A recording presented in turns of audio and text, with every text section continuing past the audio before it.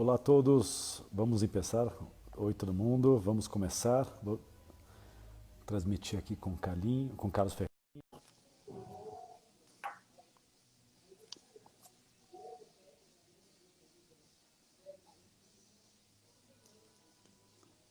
Ferreirinha,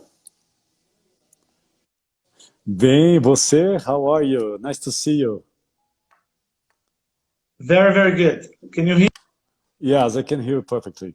You Okay. look like you are floating in a beautiful backdrop. But I'm not. It's You're a not. very clean backdrop. Oh, good. How are you? Nice. Well, people maybe don't know, but we just met. We just spoke for the first time like a few weeks ago, and that's very interesting. That's true, but I follow you for many years now, and I deal with your sister for many years. So Yeah. Kaya is a very she important loves person. you. I like her very much. Yeah, and she loves you a lot. She always says She's very good great. things. She was one of the promoters of this talk, and I'm very happy to have it.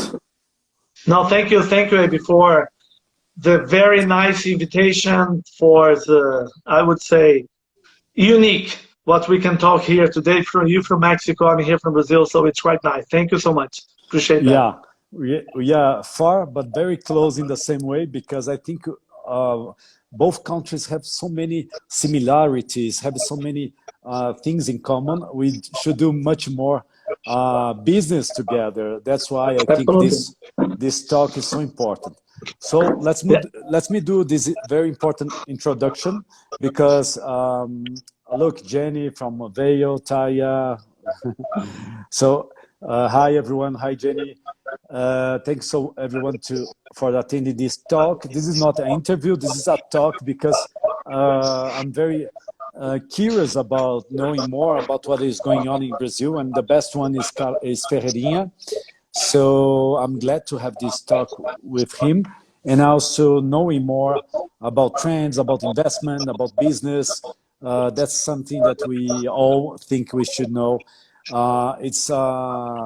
We're gonna go through different 5 points. One is, I think, is about what is going on in the Brazilian market and Mexican market in terms of importance for the luxury market. The second point we're gonna go through is what are the recommendations if a brand wants to invest in Brazil or Mexico. The third point would be about what are the trends, because we all know that everything has changed with the COVID-19. So what are the trends for the next, the short term? What has changed?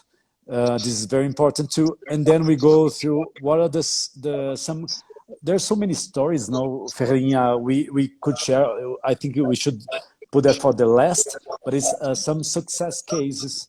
That is Taya is saying that is some echo, but maybe I'll take my mic out. Let me see. Maybe it's mine. Yeah, maybe it's mine. Now it's better. Let's see. Can you hear me? Você me escuta? Sim? Eu não escuto vocês, não. Deixa eu pôr aqui. Não, eu tô te ouvindo bem. Ah, tá ouvindo bem? Ótimo. Tô. No, I'm hearing you quite well. Okay, let me see. Maybe the echo is okay. Now it's better. So we also gonna talk about some success cases. I think there are so many success cases of local brands and international brands that are based in Brazil and Mexico that we could share. And I think we can both, I think it's a kind of promoting that. Like Marcela Echevarria is a very beautiful brand of Latin America. I'm seeing that she's following us right now. So let's start. So Ferreirinha, thank you so much. I know you have been to the luxury market much before than myself. I was in the financial market before I entered to the luxury market. I just got into the luxury market in Mexico in 2008. And you were in the luxury market in 2001, right? More or less. When was Louis Vuitton? Oh, no. I'm dealing now. It's almost 30 years now. 30 years. Yeah, I left Louis Vuitton 19 years ago, and I was with the company, with LVMH Group, for 7 years, dealing with the whole region. So we are talking about right now 26, 27 years. So I've Okay. been dealing with the luxury market in the whole region because I used to manage Mexico and the Caribbean and the whole region. So it's a long time now, maybe. Wow. Well, very interesting. And well, that's why we go to the first question, because I have my opinion about Mexico, but I would love to hear your opinion about the Brazilian market. When was the most important moment for the luxury market in Brazil? You know, maybe I'm gonna. I think. Well, first of all, thank you again so much for inviting me for the opportunity. And as you said in the beginning, it's not an interview. It's a talk. So let's talk. I'm gonna tell you. I think that not only Brazil, I could raise. I remember a time when Buenos Aires, Abe, was more important than any other country of the region, and beyond, more important than Mexico and Brazil combined together. Buenos Aires alone was the capital of luxury in Latin America for many, many years. So when I look back and see that Buenos Aires alone was more important than Mexico and Brazil together combined, Wow. was unique. Yeah. I remember And many years ago. for sure, the clients were Brazilians, right? Most of the clients Oh, were. no, No. not really, because at that time, Brazilians were, at that time, Brazil was not of that kind of like Sophisticated. very important market for the consumers traveling all Okay. over. No, it was really like the Argentinians when they were really very strong. The middle Yeah. class was strong as never in Argentina. It was unique.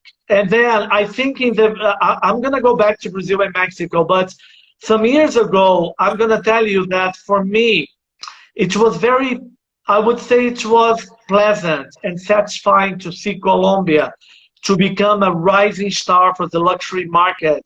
Because I remember myself managing Colombia when Colombia was absolutely devastated by the drug problem, by the cartels, by the narco problem. And then see Colombia becoming the rising star of the region was very unique. But you know, some years ago, I would say at least 10 years ago, Mexico and Brazil was really booming. And Brazil at that time was becoming like the number one market in the region for the luxury market. So 10 years ago, 10 to 12 years ago, Brazil and Mexico were like exploding. They were really like growing very fast on developing the possibilities for the brands to arrive in the markets. That was pretty much where the majority of the European brands decided to come to the region and to really to establish their momentum of arrival in Brazil and Mexico. So I would say that Brazil, for the perspective of being very rising, I would say 10, 11, 12 years ago was amazing. Yeah, exactly. I remember when I arrived in Mexico, Ferreirinha, I remember that Brazil was booming and the Mexican market was starting to going down like 2008, the crisis. As you know, Mexico depends a lot of the United States. So I was working for the financial market. I was investment banker, and I was like, I cannot believe why I came to Mexico City if Brazil is doing so Absolutely. well. So then, when I left the bank in 2008, I decided I was supposedly I wanted to work with sustainability. It was my dream. So my first client was Louis Vuitton, for coincidence. So we always started in Louis Vuitton. I think it's the best school ever. Yeah. So they were my first client, and I didn't know nothing about communication. So I started doing even production, and then we had remember influenza, of course. So before COVID-19, we had influenza. So the influenza was something that started in Mexico. It was very so. I was just starting my business. I just left the bank. So as expat, so I was like, that's something awkward, not What having I'm my doing here. wage every month. So then after that, my costs were it was very little. So after 1 year, all these clients that were supposed to work with us, like Louis Vuitton, like Chanel, Cartier, they all returned it to us because the influenza, of course, there was the vaccine, the shot, so people knew already the solution, and that was something that passed away. So what happened was in 2009, and as you know, the luxury market in Mexico was growing so fast that in 2014 we surpassed Brazil. So it was more than $14 billion of revenues in the luxury marketing in Mexico. And that was the most important moment of the luxury sector in Mexico. When that happened, Brazil was for us so important in that it was our benchmark. And then as of Sunday, Brazil and Mexico were competing. So in a very healthy way, in something, because all these international brands were investing on our countries. So then we had Lula, then we had Dilma, now we have Lopez Obrador in Mexico. So all these politics. Yeah, but you know, Abe, that it's absolutely, I follow you on that. I remember going to Mexico for some clients and so on, already with my company, to explain in Mexico what was going on in Brazil, being a very important market, the growth was very fast. I'm going to tell you that for the last years, I would say for the last 4, 5, 6 years, Mexico now represents almost 4 or 5 times more of the same brand in Brazil and the same brand in Mexico, with very little exception. Mexico will represent 4 times bigger than Brazil. So the homework in Mexico before the current government was very good. Everything that was done in Mexico to promote the consumption, to become a more open market, to create more flexible alternatives, to make the market to be favorable in terms of the luxury destination. It was quite well. Mexico did a beautiful homework of the luxury field. Yeah, that's something that I'm very curious about, because in Mexico, as you know, Ferreirinha, we have a Palacio de Hierro. No, for the ones who doesn't know, is a department store like Neiman Marcus, like Barney's. So we have Palacio de Hierro, we have Liverpool. So we have all these amazing department stores. That what helps these international brands is to make them bigger, and they can go to different parts of the country with much more safety structure. In Brazil, of course, we have Iguatemi, which is amazing, but it's a different structure. It's a mall more than a department store, which helps some international brands to go to Brasilia, to go to, I don't know, Belo Horizonte. But it's a very different way of selling luxury goods. I don't know if it's better or worse, because in the same way, I think thanks to this structure, in Brazil, local luxury brands are very strong. And in Mexico, as we have I don't say monopoly, but I mean, they have the negotiations, they have the control, they have the power of bargain to negotiate with all these local brands, which doesn't have the power to be on these department stores right now, because they cannot finance, they cannot wait for that. And in Brazil, as Thiago Sena says, we started with Daslu, we had this amazing, beautiful, now we have an NK store with Natalie Klein, which we love. So all this happened in Brazil in a different way, which was beautiful. But in the same way, we have a lot of potential in Brazil to grow if we had Iguatemi in different parts or department stores. Don't you think, or this is not the case? No, I think you have a point, and your point is, I would say, I'm absolutely with you on that. There is a big difference. One of the things that we have a struggling opportunity to grow business of luxury business in Brazil, it's about the retail expansion that we have. If we take the luxury business under consideration, and let's talk about, I would say, the luxury goods, and not talking about the cars, the helicopters, and the yachts, and so on. If we take the luxury good, what makes the luxury goods for the brand to really create a very relevant in terms of like market penetration in the whole world was the department stores, was Selfridges, was Galeries Lafayette, was in Neiman Marcus, the Saks, and all of that. And also the Palacio Diego was the beautiful operation that we have in Mexico. In Brazil, Abe, everything is related to shopping centers. It's a totally different kind of like operation.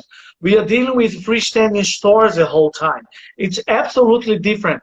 So when we go to other kinds of like market fields from the consumer goods, like beauty sector, it's a problem because you don't have the department store to create a very dense way of like democratization of the access of the luxury goods. So no, it makes Brazil to be a hardened market because we are only focused, even though Iguatemi is a beautiful operation, but by the end of the day, it's a shopping center, and we need to have that very clear.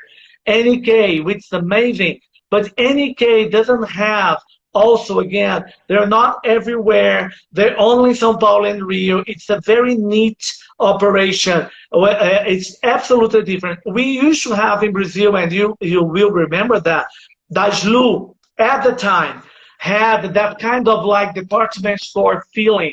It was the only operation that we had in Brazil. Another thing, Gabe, that you said that for me, it's a very key, I would say, differentiation between Brazil and Mexico. Mexico, with all the respect that I have for Mexico, beautiful country that I love, but by the end of the day, the importance of the Americans in Mexico, it's very important. Like 80% of the GDP in Mexico, it's like the trade with the US. Brazil until 20-something years ago was a closed market, domestic market. So one of the things that we have very strong luxury brands in Brazil, not in all the fields, some of the fields. In fashion, we don't see as much. But one of the reasons of that, AB, is because we were a closed market. We were not a country open to the trade affairs. We are not a country for the foreign brands. So we were creating our own brands and our own capacity to develop, because the international brand, they were not looking to Brazil. When we go to the hospitality, the hotel business in Mexico, international brand, it's a way far more important than Brazil. Brazil's the luxury national hospitality, Brazilian brand will be more important than international brands. It's a matter of like protecting your market. That's very interesting, because I think what is going on with the COVID-19 is that, at least in Mexico, I don't know if you see the same in Brazil, is that we are protecting our brands. Let's buy Mexican brands. Let's travel to Mexico. Let's support our Mexicans, artisans. Let's do, I don't know if in Brazil you are, people are with the same conscious about that, in terms of let's support our business, let's support our market, not putting barriers or tax or withholding tax on import products, but all of that, valuing our local product. We know that sometimes we don't have in different ways. Like Mexico, we are very good on silver. We have amazing, beautiful fashion brands, but in travel, we are one of the Mexican are one of the best in terms of even local brands of hospitality. It's amazing. It's beautiful. So if you go to Punta Mita, if you go to Careyes, if you go to Riviera, Tulum, so you can find amazing Mexican hotels or business service and all of that. So do you think Brazil is the same? Do you think from now on, at least in the short term, we're going to be more protective to our market again, or don't you think so? Absolutely. I think it's not only Brazil and Mexico, Abe. I think one of the most important trends for the luxury market in the years to come, and at least for the months to come, is how to deal with the local market. If we take Europe, for instance, almost 70% of the luxury business is done by the tourists, is done by the Asians, and done by the tourists in general. So if we take like Galeries Lafayette, for instance, in Paris, almost 78% of the total sales is based on the Asians. And now they will need to learn how to sell to the Parisians, to the French people. It's not easy. It's like a re-education. It's like reborn the luxury in Italy, in France, in England, because the lack of the tourism and the lack of the Asian. In Brazil, Mexico have a very important tourism market. A lot of tourism they buy in Mexico. In Brazil, we sell 99% for the Brazilians. The tourism, they will not buy the luxury. So by the end of the day, one of the most important trends that I absolutely, not that I foresee, the whole world is talking about that. It's how to protect the local domestic market, how to, I would say, to wake up a day to say, let's love our domestic brands, let's love the Mexico brands, and let's love the Brazilian brands. I think it's a window of opportunity. I'm not that much. I don't believe that we need to prefer brands if they are local brands. We need to prefer the brand that treats us well, that do a beautiful job, that does quality-driven things, and if it's coming from whenever they're coming. But the months to come, tourism will be sacrificed in the whole world. The traveling will be very difficult. So the domestic markets will be strengthened. So that will be important. And as you said, the Brazilian hospitality brands are amazing. So by the end of the day, I would say gastronomy, hospitality services, we are Mexico's, Brazilians, Colombians, more, I would say, more relevant than the international brands for the food, for the hospital, for the hotels, for the destinations of tourists. I think we're very, very good on the positioning to compete internationally based. Yeah, I think that goes and take us to the next question, because I think it's an opportunity more than a threat in terms of all these high net worth individuals that are Brazilians, that are Mexicans, that were buying luxury in France, in China, or whatever, whenever they were flying abroad all the time. They are now in our countries. They are over there. So I think the next question is about investment.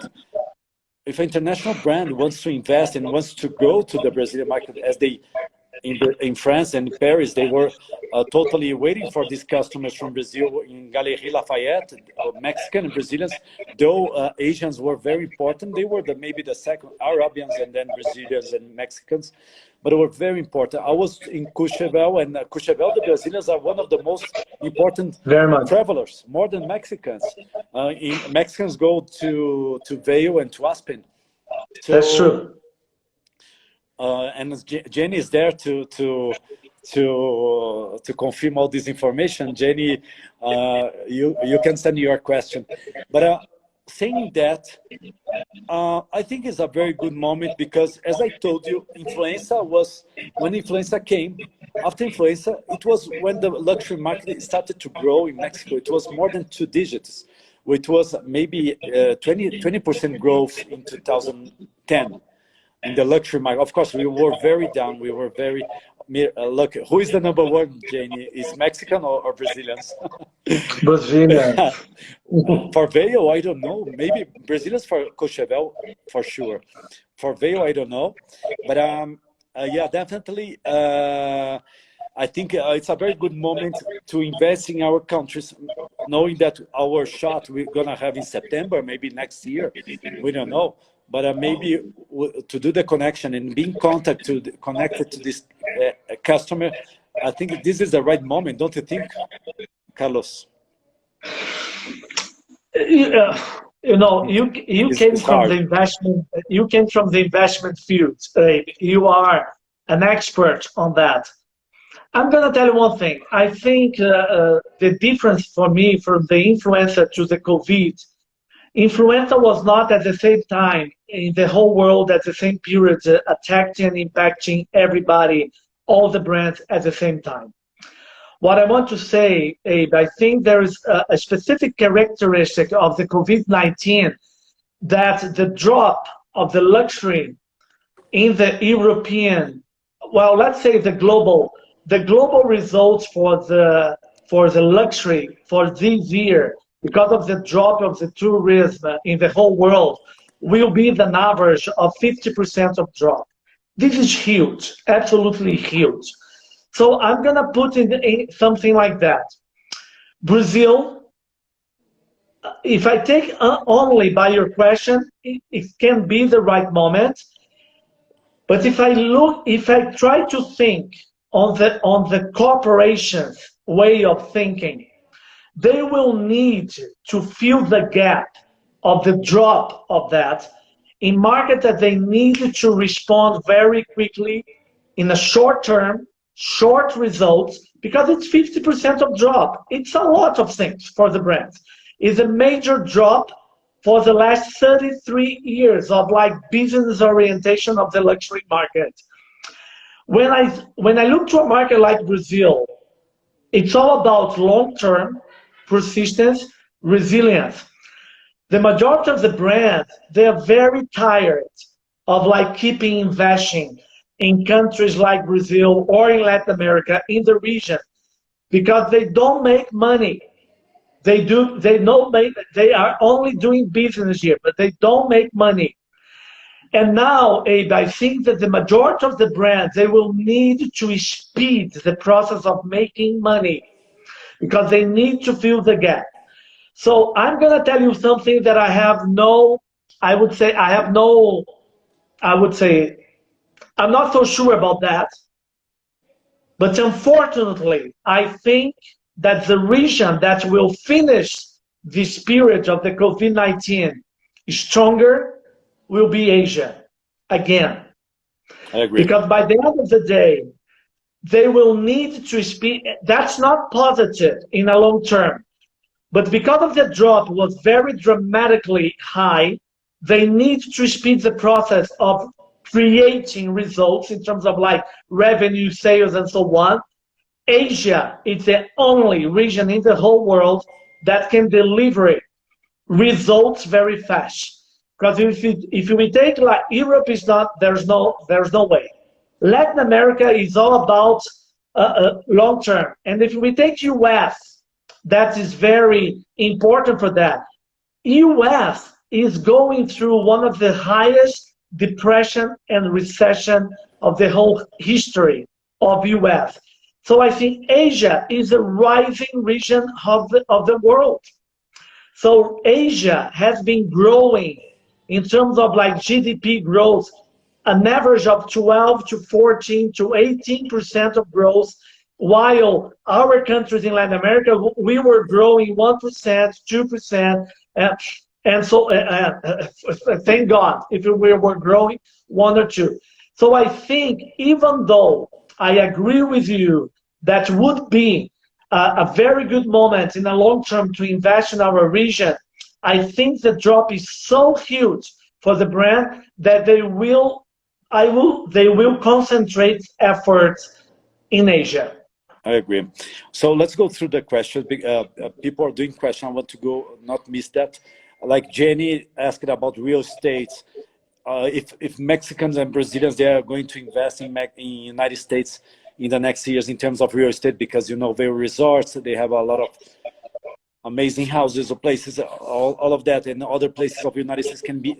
It was supposed to be more safe for all these political crises that we have in Brazil and Mexico in the last years. So I don't know. I see so many Mexicans going to Europe, to Spain, or to even Portugal, that we don't speak the same language. But the rising.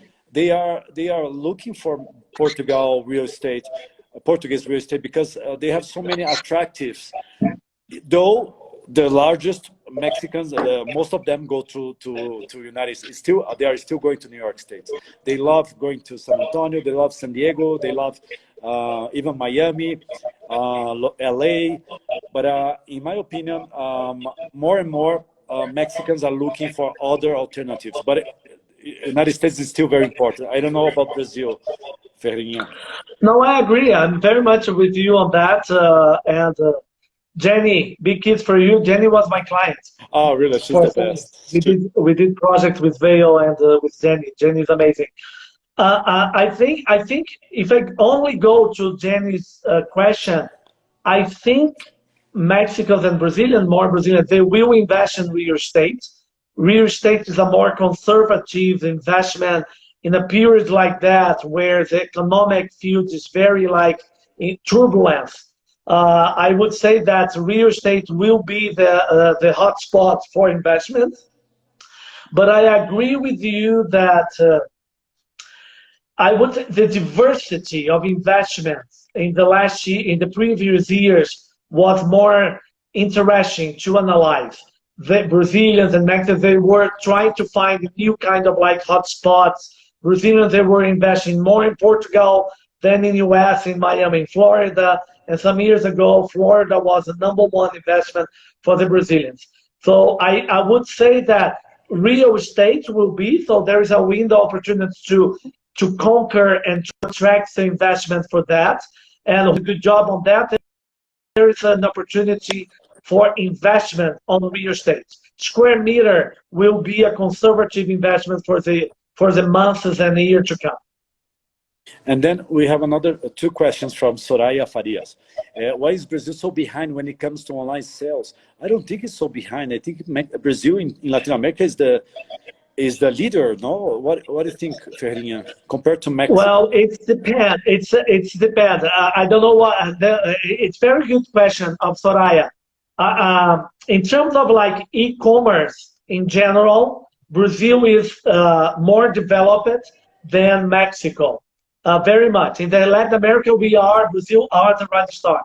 But for instance, when we take Mexico now for the brand, when it goes to the mobile, Mexico, it's very fast on the mobile, more than the Brazilians.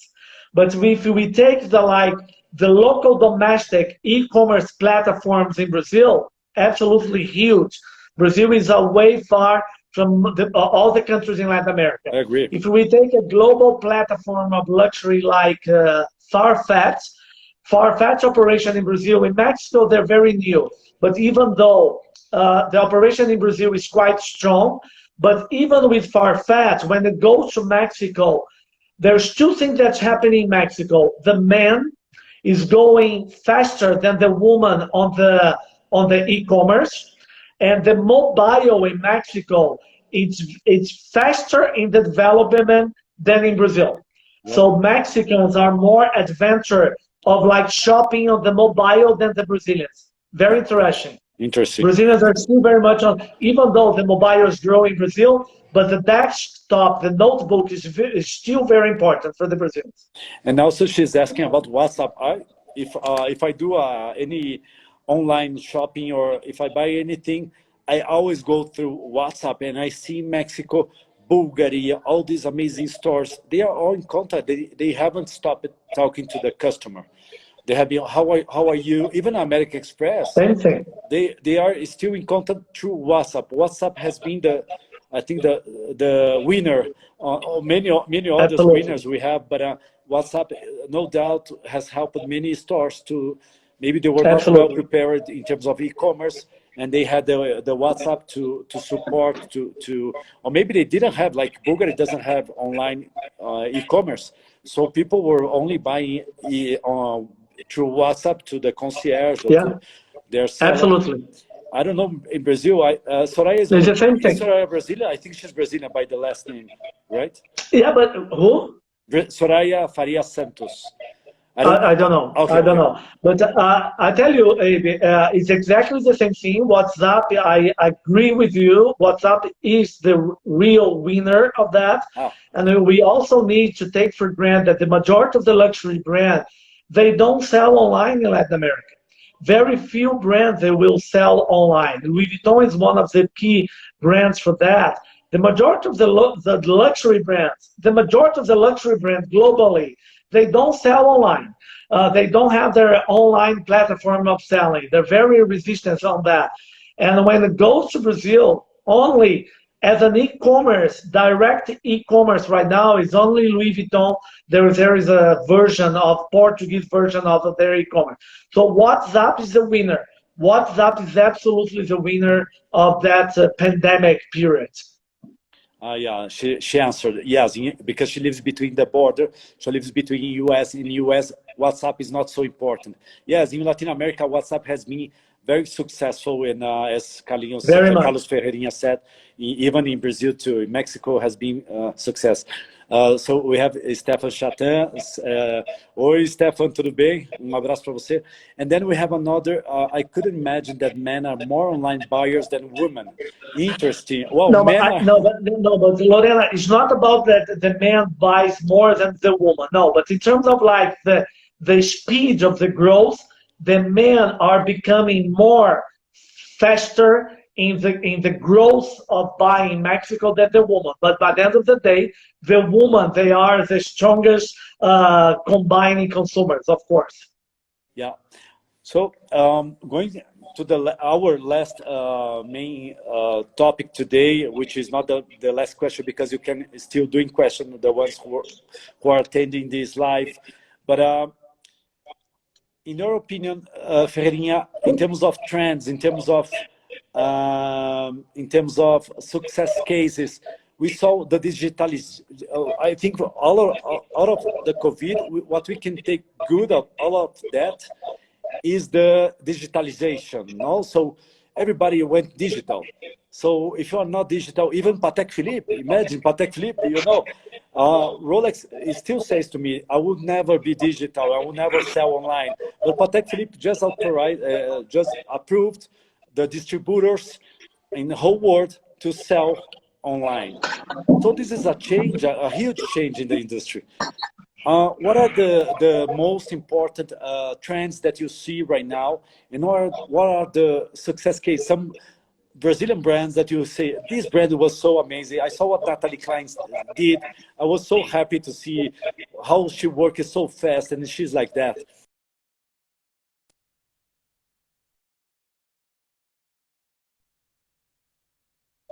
In your opinion, success cases, and what are the trends you see?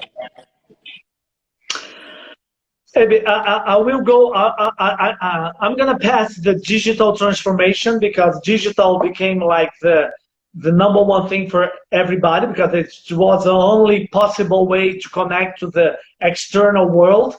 But for the luxury field itself, the digital transformation it's a big step, because the majority of the luxury brand, they're very resistant in terms of like luxury, as you said.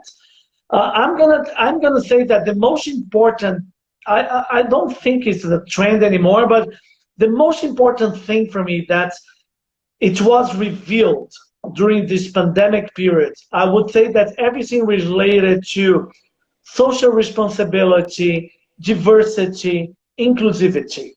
I think it's more and more clear that the luxury brand, even if they do a beautiful job on that, they need to make clear that the customer or the society, they know what they do. So it's very important more and more for the luxury brand, because the luxury brands, even if they do a beautiful job in terms of like community, social responsibility, and so on, by the end of the day, the glam of the luxury brands make them to be very a part of the reality of a daily basis of this community, of the society, and so on. I think the COVID-19 make it clear for all the brands and for the people in general that we need to do more, that we need to take care of whoever is on our side in terms of like community. So when I look to that, I would say that the luxury brands, they were amazing. What brands like the group of like the Kering Group, the LVMH, the Louis Vuitton, the Chanel, the Hermes, what they have been doing in the whole world, it's amazing in terms of like donation, the factories doing alcohol, everything, the masks and all of that. And they were the first one in the whole world in terms of like consumer companies to take that step and to do things. When I come to Brazil, I saw beautiful things from NK Store, from Trousseau, from Iguatemi Group, everybody, I think there is a sense now of the majority of the brands, and mostly the one that they have that crystal feeling, and they need to make sure that needs to be clear to the consumer, and who are them. By the end of the day, what they're doing to the community, how they're doing the giving back, how is their commitment to the diversity, to the social responsibility. And I think by the end of the COVID-19, for the luxury field, for me, that will be the #1 learning process for the COVID-19. How the luxury is dealing with that kind of like themes, diversity, inclusivity, social responsibility, giving back. I think that the main important trends and learnings from the period of the COVID-19. I totally agree. And I think we have both in different countries, in different ways, been working to show how important is the luxury sector industry in terms of generating new employment, all the capacitação, como se fala? Improving the development of the manpower, not the manpower development. Yeah, the manpower development, or the improvement of the skills of their professionals. I think that all has been so important for countries such as Brazil and Mexico in terms of hospitality, in terms of exports, to even rescue the traditions, culture. We see in Mexico many brands doing partnership with artisans. All this pre-Hispanic history that Mexico has been so important, and even Brazil too. If you go to the north part of Brazil, it's amazing the way they are coming to the luxury market. And luxury brands, most of them, when you talk to international ones or even local ones like Ornari, like Stephanie's there, NK Store, as you said, Trousseau, all of them in some way are trying to give back, to support in this moment, which is very difficult for many people. They have been there and supporting the community, their community, or the society. So I think, yes, I totally agree with you, Ferreirinha. We have Cristiano, he lives in Miami. Experience is a key value for luxury brands that in the digital platform is lost. Luxury brands will need to combine a great experience if they decide going to this channel in the future.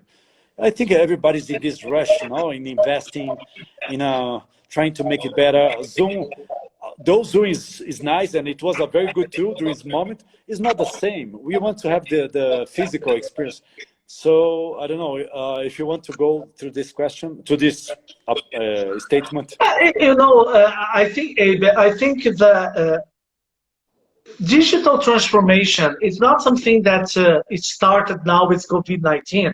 If we take the Amazon, if you take what Amazon became in the whole world, the strength, the power of the Amazon, it's amazing. So let's say that digital transformation is a reality for the last 10, 15 years. The majority of the companies in the brand are very resistant to that. I'm going to tell you one thing, Abe. I think one of the key things, we do not need to translate the traditional experience into the digital world. We need to create the digital experience. It's totally different. I see a lot of business people and brands and companies that they suffer a lot because they cannot translate or transfer the experience of a store or of something else into the digital. You cannot do that. What we need to do is to create the digital experience. Let me use here an example of Chanel. Chanel is one of the most beautiful brands in the whole world, a century-old, impeccable brand. They do not sell online, but they have one of the most beautiful content online. They have a lot of content. They have a lot of information on their online. One of the most beautiful digital platforms of the luxury brands is Chanel. And Chanel does not sell online. So we need to understand that going to the digital transformation is not only about selling, it's about creating content, educating people through the digital channels. So we need to understand that it's two different worlds, that we can have a bridge connecting both. We do not need to destroy one side to become another side. We can combine strength and create a hybrid in terms of like the two worlds.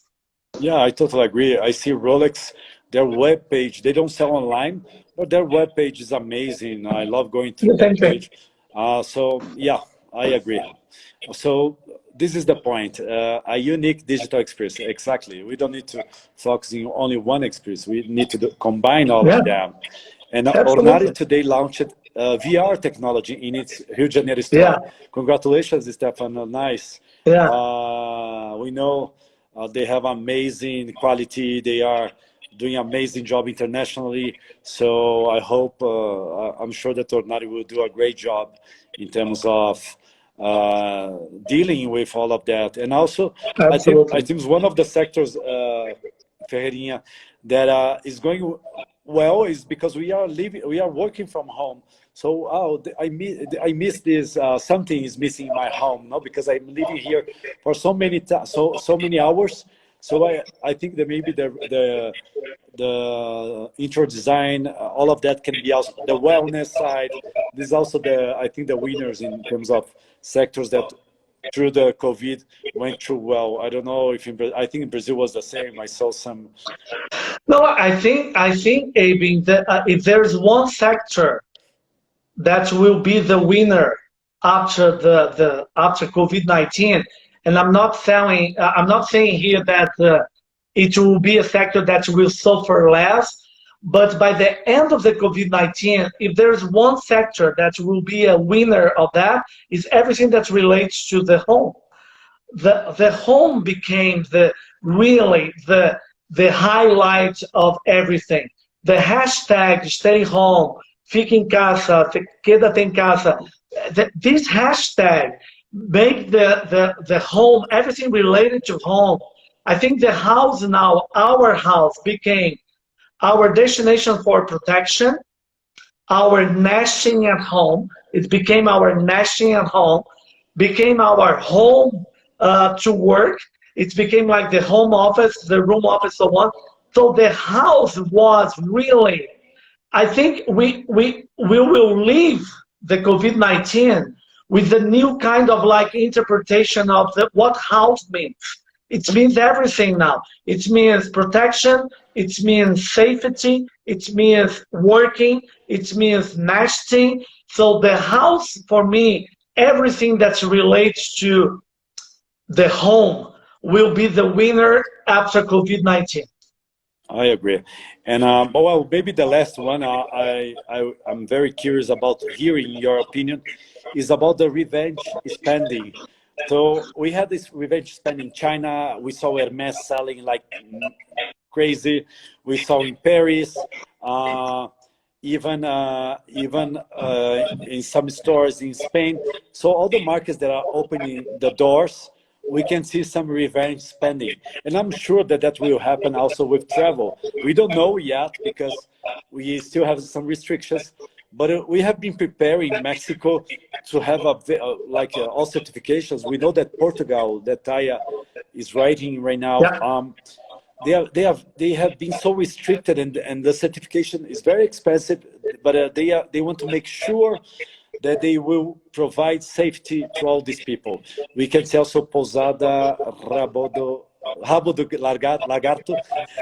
So Rabo do Lagarto. So I'm sure that something good will happen in terms of for the travel business too. We don't want to stay home anymore. We want to travel, though we don't have the money enough as we used to. But our costs are much more lower than we used to have. So you are both incredible leaders and epic trailblazers. Amazing Instagram Live, the best yet. Thank you for your time. So thank you, Jenny. And so don't you think we're gonna see that in Brazil too? The revenge spending, maybe the revenge. People will be people will be traveling in Brazil. People will be buying in Brazil. I absolutely agree with that, AB. I think the revenge spending in tourism will be very relevant. So I would guess that the domestic markets for the tourism will have like the highlight for the months to come until next year.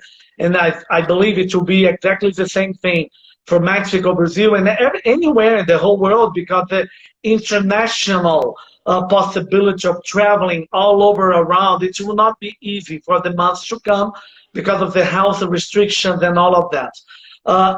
Once I said that, Abe, and even though I believe on the revenge spending, I don't think we can compare the revenge spend of Asia with our region, because we don't have the same kind of like financial strength. We don't have the same kind of like economic strength. Asia has been exploding market, one of the most exploding middle class in the history of the capitalism. China alone became the #1 consumer of luxury in the whole world. The Chinese became the #1 consumer in Europe, the #1 consumer in Japan, and one of the most important ones in US also. The Chinese, they don't buy in Mexico and Brazil. So the revenge spending, the whole money that the Chinese, they were spending all over, it should be very concentrated in Asia and in China.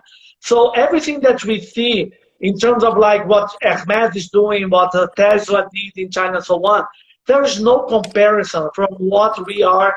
Brazil, in the last years, we were already in a recession period. We are coming from one of the worst periods of recession of Brazil for the last 35 to 40 years. So it's the opposite thing. The revenge spending in Asia, it's in a region that has been growing 12, 14, 18%, as I said before. Brazil, we were in the recession. So by the end of the day, we will have the revenge spending, but in a perspective of a country of the size of Brazil that was in a recession period, and with also, when we go to the high net worth individuals, it's a group of this size. This size. Only that. It's totally different what's going on with the explosion of millionaires in Asia and so on that we don't have in our region, we don't have in Brazil. Well, Ferreirinha, I only have to thank you. It's so nice to talk to you. It's so nice to have all these people asking, doing these questions. And I hope to meet you soon. And I'm looking forward. We don't know yet when it's going to be the next LuxuryLab. Was supposed to be next February, the 10th year of LuxuryLab. But anyway, if you come to Mexico or anywhere, if I go to Brazil, I definitely will contact you and see. Thank you. And hope to see you in person. It should be a pleasure, Abe. Thank you so much. It was very clever. It's good to have a very clever conversation. Thanks so much for that. I would like to thank Taya that is saying home office, home school, home gym, home restaurant, home entertainment. Yeah. Home everything. I think she can't stand staying home anymore. Well, that's nice. Taya, a big thank you. Bye, Carlos. Bye, Ferreirinha. Bye. Thank you. Bye, everyone.